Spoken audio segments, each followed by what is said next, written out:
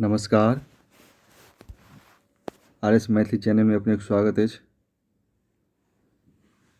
आइ हम वीडियो के अंतर्गत चर्चा करब कथा अछि अलंकार शिक्षा। अलंकार शिक्षा कथा संग्रह हरिमोहन झा द्वारा लिखल चरचरी कथा संग्रह में संग्रहित अछि।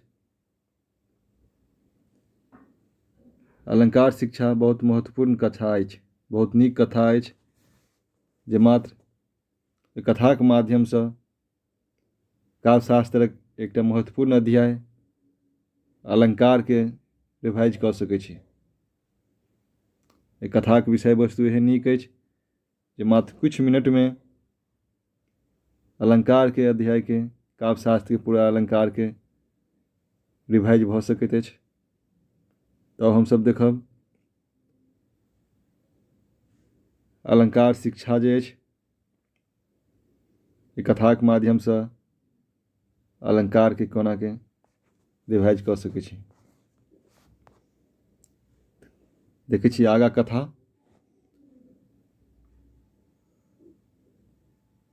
भोल बाबा नोसी बनबैत रहथि। हमरा देख पुछलनि, की हो कतऽ चलल अछि? हम कहलियनि, अपने के ओहिठाम कुछ अलंकारक ज्ञान प्राप्त करऽ आयल छी। भोल बाबा एक क्षण गुम भऽ गेला, पुनः गंभीरता पूर्वक बजला, तखन आंगन चलह। हमरा थकमकाइत देख कहलथिन, एहिठाम दलान पर जतबा मास दिन में सिखबह ततबा आंगन में एक घंटा में सीख जेबह, परंतु देखिए खखसियो नहीं। ओ चुपचाप हमरा दुर्खा में लऽ गेला। ओतऽ खिड़कीक भीतर कोठीक ओर में हमरा बैसा लेलनि। उम्हर स्त्रीगण में उतरा चोरी भऽ रहल छलनि। बाबा नहु नहु बजला, तू कागज पेंसिल बाहर कर आ जल्दी जल्दी नोट केने जा, अलंकारक वर्षा भऽ रहल अछि। एक जने दोसरा के कहलथिन, आइ ओल सन कब कब बोल किया बजै छी? बाबा कहलनि, देखह एहिठाम ओल ओ बोल में अनुप्रास छै। ओल उपमान, बोल उपमेय, सन वाचक आ कब कब धर्म, ई पूर्णोपमा अलंकार भेलै। तावत तेसर जनी बजली, अहूँक बात तऽ विशेषण होइत अछि। बाबा बजला, एहिठाम विष उपमान, बात उपमेय, सनवाचक, धर्मलुप्त छै, तें ई लुप्त उपमा अलंकार भेल। तेसर जनी बजली, जेहने ओ छथि तेहने अहाँ छी, और जेहने अहाँ छी तेहने ओ छथि। बाबा बजला, देखह उपमेयक उपमान से और उपमानक उपमा उपमेय से देल गेल छै। ई उपमेय उपमा अलंकार थिक। ताबत चारिम टिपलनि, अहूँ सन अहें छी। बाबा बजला, ई अनन्वय अलंकार उदाहरण भेल। पुनः क्यों बजली, बाप रे बाप, रात दिन ग्रह की चैन, ये घर मछट्टो से बढ़ि गेल। बाबा बजला, एहिठाम उपमेय घर में उपमान मछट्टा से अधिक उत्कर्ष देखाओल गेल अछि। ई व्यतिरेक अलंकार भेलै।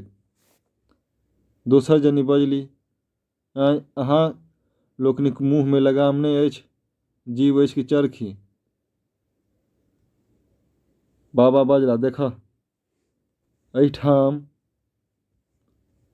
लगामक वाक्यार्थ नहीं लक्ष्यार्थ ग्रहण करक चाही। लगाम सन निरोधक वस्तु जीव में चरखीक संशय भेने संदेहालंकार भेलै। पुनः एक गोटा बजली, एहि घर में कम्मे के, लंका में बड़ छोट से 49 हाथ। बाबा बजला, एहिठाम काकू द्वारा व्यंजित कयल गेलै जे क्यों कम झगड़ाओ नहीं, तात्पर्य जे अहूँ भारी झगड़ाओ छी। लोकोक्तिक प्रयोग से एहि भाव के और अधिक संपुष्ट कयल गेल छै। दोसर बजली, बाजू बाजू, नहीं बाजब तऽ पेटक अन्न कोना पाचत। बाबा बजला, बाजू बाजू, एहि दुरिक्ति में विपसा अलंकार छै। अन्न पचबाक विलक्षण कारण बाजब कल्पित कयल गेल अछि, ई विभावना अलंकार भेलै। तेसर बजली, बात बुझबो नहि कयलनि ताबस लेस देलकनि। बाबा बजला, एहिठाम कारण से पहिने कार्यहिक उत्पत्ति कहल गेल अछि, अतएव अकर्मातिशयोक्ति अलंकार भेलै। ओ पुनः बजली, ई मुँह कोना बनौने छथि जेना केओ आमिल घोरि कऽ पिया देने होनि। बाबा बजला, ई उत्प्रेक्षा भेल, उत्प्रेक्षा अलंकार भेल। एहिठाम हेतु उत्प्रेक्षा छैक, आधार सिद्ध छैक, तेँ सिद्धास्पद। ता दोसर जनी बजली, ई घर नहि चरखी थिक, नरक थिक। हमर बाप आन्हर छला जे एहन ठाम कऽ देलनि, जे एहि घर में एली से गेली। बाबा बजला, अलंकारक बाढ़ि आबि गेल।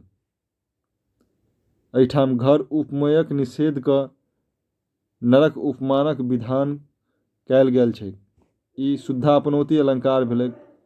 दोसर वाक्य में बाप उपमय में आन्हर उपमानक निषेध रहित आरोप कयल गेल छै, तेँ रूपक अलंकार भेलै। तेसर वाक्य में एली ओ गेली में परस्पर विरोधक प्रतीति विरोधाभास अलंकार छै। पुनः तेसर कंठ से बाहर भेल, हाँ हिनकर बाप तऽ धन्ना सेठ छथिन, नैहर सँ एकटा कार कौआ तऽ अयबे नहि करै छनि, जँ अबितनि तखन तऽ पृथ्वी पर पैरो नहि धरितथि। बाबा बजला, देखह स्वर भंगिमा से तात्पर्य बहरेलनि जे हिनक बाप सेठ नहि छथिन, अर्थात दरिद्र छथिन। एहिठाम काकू द्वारा विपरीतार्थक व्यंजना छैक। कौआक अर्थ कौआ संतुष्ट दूत। एहिठाम वाचक धर्म ओ उपमय तीनू लुप्त छैक, तेँ वाचक धर्मोपमय लुप्तता उपमा अलंकार भेलै। पृथ्वी पर पैर नहि धरब ई अतिशयोक्ति अलंकार भेल। चारिम कंठ से बहरायल, अहाँक नैहर तऽ धनिक अछि, तेँ अछिंजलक व्यवहार होइत अछि। बाबा बजला, देखह एहिठाम ध्वनि छैक जे अहाँक नैहर दरिद्र अछि। नैहरक अभिप्राय माय बाप भाय भातीजादि, ई शुद्धा प्रयोजनवती उपादान लक्षणा भेलै। अछिंजले में ब्याज निंदा छैक, तात्पर्य जे भृत्यक अभाव में अपने हाथे पानि भरैत जाइत छथि, ई गूढ़ प्रयोजनवती लक्षणा भेलै। तावत केओ बाजि उठली, चालनि दुसलनि सूप के जिनका सहजटा छेद, अहूँक हाथ में तऽ एखन धरि घट्ठे पड़ल अछि। बाबा बजला, एहिठाम लोकोक्तिक प्रयोग द्वारा अप्रस्तुतक चालनक ब्याज सँ प्रस्तुत दियादनी पर आक्षेप कयल गेल छनि, तेँ अनियोक्ति अलंकार बुझह। दोसर वाक्यक भाव थिकैक जे नैहर में कुटौन पिसौन करैत करैत अहाँक हाथ में चिन्ह पड़ल अछि, ओहिठाम गूढ़ प्रयोजनवती लक्षणा थिकैक। पुनः कोनो कंठ सँ बहरायल, हमर बाप फरठिया नहि। बाबा बजला, एहिठाम काकू वैशिष्ट सँ आर्थी व्यंजना बहरैछ जे अहाँक बाप फरठिया थिका। एतबेर में सिसकीक स्वर सुनाइ पड़ल। केओ गर कपबैत बजली जे हमरा माथ में सिन्दूर देनिहार तिनका आँखि पर पट्टी बान्हल छलनि जे फरठियाक बेटी के उठा अनलनि। बाबा बजला, सोझे स्वामी नहि कहि जे हमरा माथ में सिन्दूर देलनि, एना घुमा फिरा कऽ द्राविड़ी प्राणायाम कयल गेल अछि। ई पर्यायोक्ति अलंकार भेलै। एतबे में क्यों नहो नहो कुछ बिन्हलनि, इससे सुनाई नहीं पड़ल, ताहि पर दोसर जने उत्तेजित भ फुफकार छोड़लनि जे हमरा एना गंजन करबै छथि, आब तिनके जाकऽ हम दशा करै छियनि। ई कहैत ओ मूसर ल दुर्खा दिस बढ़ली। बाबा बजला, आब पड़ा, नहीं तो सबटा अलंकार बाहर भ जैतौ। अजुका पाठ एतबे धरि रहऽ दऽ। धन्यवाद वीडियो देखबाक लेल। आइ हमसब देखलहुँ वीडियो के अंतर्गत अलंकार शिक्षा कथा हरिमोहन झा द्वारा लिखल गेल अछि। आइ कथा मात्र कुछ मिनट में अलंकार के रिवाइज कयल जा सकैत अछि। यदि अपने वीडियो के नीक लागल रहै तऽ लाइक शेयर करी।